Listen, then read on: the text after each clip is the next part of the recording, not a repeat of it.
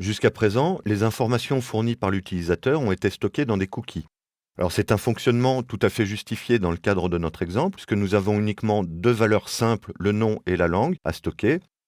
Mais nous avons déjà vu une limitation, c'est qu'il est très facile pour l'utilisateur de modifier la valeur du cookie. D'autre part, le nombre et la taille des cookies stockés par le navigateur est limité et leur valeur est obligatoirement de type textuel. Si l'on veut améliorer la sécurisation de notre application, ou alors si on veut multiplier les informations à stocker, ou stocker des informations plus complexes, il va falloir penser à un autre système de fonctionnement. Pour cela, PHP a mis en place un système de session qui va permettre d'identifier un visiteur lorsqu'il arrive sur le site et de conserver cette identification tout au long de sa navigation.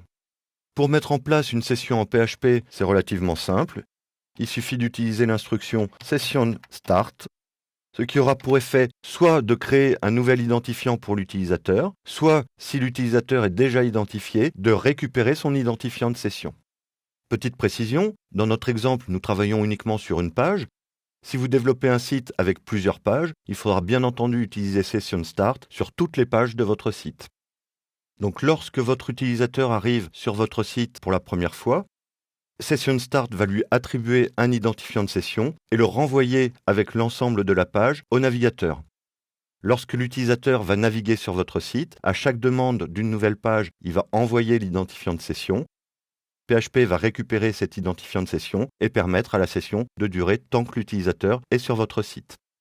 Par défaut, et si c'est possible, PHP va tenter de créer un cookie contenant l'identifiant de session. Si les cookies ne sont pas disponibles et si PHP en a la possibilité, il va transmettre l'identifiant de session dans l'URL via un paramètre get. Donc là, sur cette page, j'ai mis en place la session. Si je retourne dans ma page d'identification, que je la recharge, je regarde les informations sur les cookies et je vois qu'un nouveau cookie a été créé qui s'appelle PHP Session ID et qui a une valeur qui est un identifiant de session typique de PHP.